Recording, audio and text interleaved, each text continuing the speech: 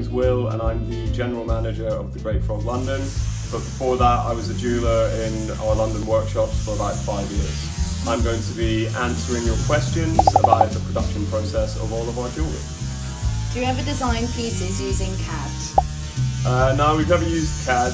All of our pieces start as a block of wax and the designs are carved into those blocks of wax by the Great Frog owner, Reno.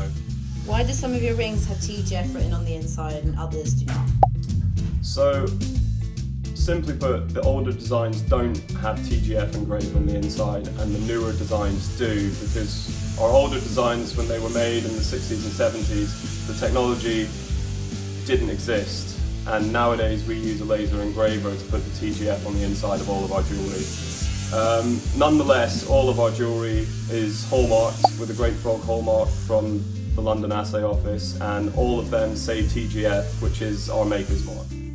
Do you use a lost wax process to make some pieces?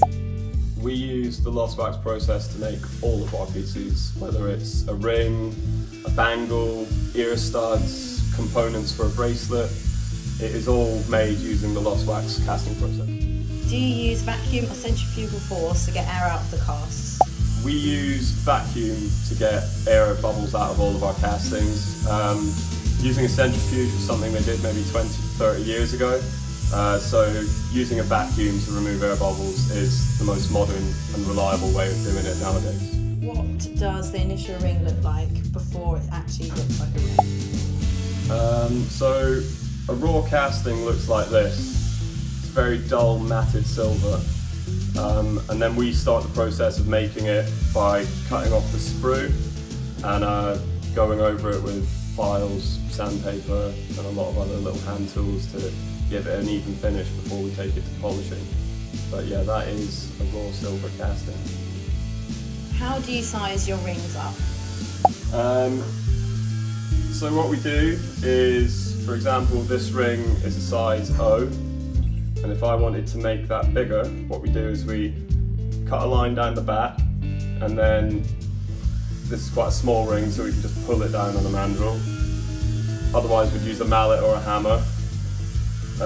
Say we wanted to make it quite a lot bigger to a size U, we open the gap, the appropriate size, and what we'll do is we'll get a piece of silver that fits exactly, and then we will solder each solder seam, make sure that's nice and sorted, and then make sure it's perfectly round, and then take it to be polished. Do you use the same mould for every size of each ring design?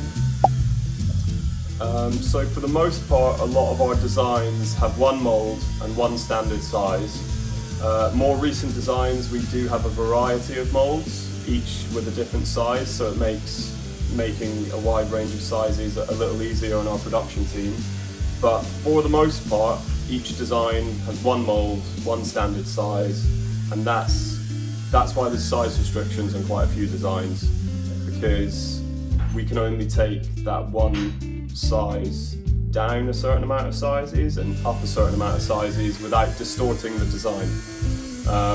So yeah, for the most part, one mould per design, but more recently we have been making multiple moulds of multiple sizes to make it a little easier on our production teams. How do you go about finding the perfect eye colour match? So recently we have standardised the colours that our painters use to paint each ring. So each colour we offer has 4 very small variations. So light blue has 4 very small variations, dark blue 4 very small variations. So what you see on, well, what will soon be on the website is the updated eye colours that we offer. However, sometimes if you go into store and you ask to see the eyes, you will find colours that aren't available on the website, and you can pick your own eye from the box that we have. But at the moment we have a standardised colour range which will be updated on the website very soon. How do you resize rings with stones in? If so, how without damaging the stone or having to remove it? So you can resize a stone, like a stone ring, the same way we resize anything else. The only problem is we can't put fire on it when soldering the back shut or adding a piece. So we use a laser welder. So we will, if we're making a stone ring bigger, we cut out the back, make it the right size, make the piece to fit, and we use a laser welder to close up the joint at the back. Would you guys do a viewing of how the rings are made? We'd love to see this process. Our workshops are closed to the public. You can see over the door in our Soho workshop. We would love to do this, but we'll have to do it on Instagram. We'll have to do a video, which we could do live or pre-record it, but yeah, absolutely. We'll get on that so that you can see how we make a piece of jewellery from start to finish.